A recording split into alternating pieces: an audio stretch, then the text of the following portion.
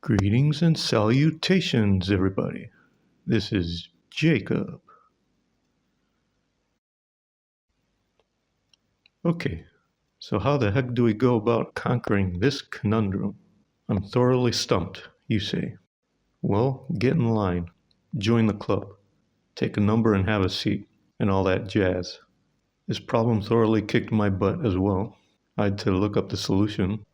This problem thoroughly humbled me, my friends. Oh, yes. It's not the first and it won't be the last time. Oh no. Math done properly will kick your teeth in from time to time.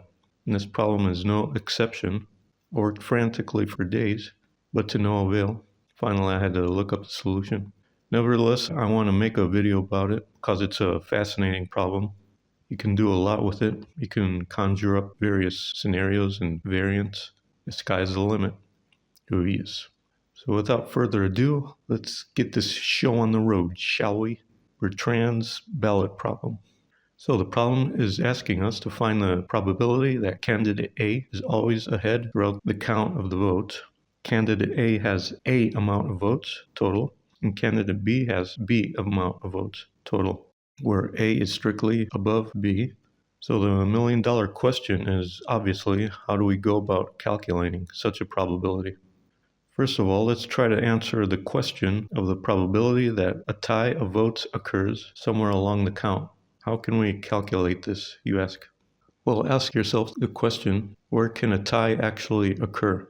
In which interval? Since little b is smaller than little a, then a tie can only occur in the first 2 times b counts, correct? Because, for example, candidate B can't tie candidate A beyond the interval 2b because he doesn't have enough votes for it. If candidate B has at least 1 vote in that last interval beyond 2b, for example, and that really means candidate A is at least 2 votes ahead in the interval 2b, since 2b is an even number. Likewise, A can't tie B beyond the interval 2b either, because B can't be ahead in votes in the interval 2 times b, since he doesn't have enough votes. So ties can only occur in this interval 2b. Make sense? So that being said, what do we do with this information? So what's the probability that all of candidate B's votes are concentrated in this 2b interval? It's the ratio of this interval with this interval, correct? 2 times b over a plus b, the total amount of votes. It's the same line of reasoning we used in the secretary problem, if you watched that video. So since there's an equal amount of votes from both parties in this interval, then at some point either A ties B or B ties A, correct? When I say tie, I actually mean a first tie.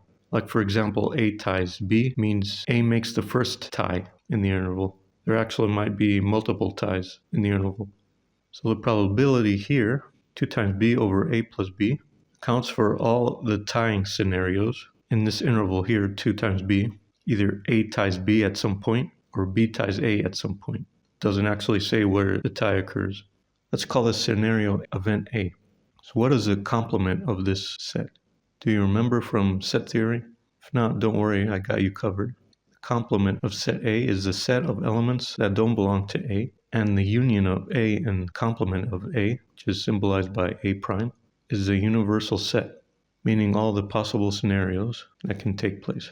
So A and A prime are mutually exclusive, and both of them cover all the scenarios. So if the probability of A is P of A, then the probability of its complement is 1 minus P of A. This is a property of complements. So coming back to our problem, what is the complement of A? It's the scenarios where candidate A is strictly ahead, plus the scenario that candidate B is strictly ahead in 2B. So this is a complement of event A. But like we said before, B can't be strictly ahead in this interval because he doesn't have enough votes to begin with to be strictly ahead in this interval. So the complement of event A is the scenarios where candidate A is strictly ahead throughout 2B. Okay, so since if candidate A is strictly ahead in 2B, then that means A will remain ahead throughout the entirety of the count. So the probability of that is 1 minus 2 times B over A plus B, which is A plus B minus 2B over A plus B, which is A minus B over A plus B. Let's just verify this for confidence sake for say A equals 3 and B equals 2. Let's list out all the possible permutations of the counts. Here's a list, and as you see here, there are 2 scenarios where A is strictly ahead, and 10 possible scenarios. So the probability is 2 over 10, which is 20%. And we plug in these values in our formula, and we get the same thing, 20%. So that's our answer indeed, A minus B over A plus B. Quite an intuitive answer, if you ask me. Poetry in motion. Yes. But wait, we're not done yet. I have one more question for you, sort of like a variant of this problem. A special case where A is 5 and B is 4. And what's the probability that candidate B will tie candidate A on the 8th count? A very interesting case, if you ask me. We do something similar with what we did with the verification of the first question, only this time we don't actually list out all the scenarios. That would be too tedious and against the spirit of the problem. I would never ask you to brute force something, my friends. We're puzzle enthusiasts, not calculators or computers. Oh no. In this case, all you have to do is list out all the possible tying scenarios on the 8th count that candidate B has, and they're not many, fortunately. So these are the possible tying scenarios on the 8th count that candidate B has. Okay, so now we need the total number of scenarios. There are many, but we don't have to list them out, like I said. All we need to do is use a formula, and that formula is this right here. This is a number of possible arrangements of S number of groups of indistinguishable objects. Sometimes we call this a multinomial coefficient, and this is a notation of it, where N1 is the number of objects in group 1, N2 is the number of objects in group 2, etc., all up to N of S. So the objects in group 1, for example, you can't tell the difference between them. Say, for example, you have this arrangement here of the counts. It would make no difference if you swap this vote for this vote.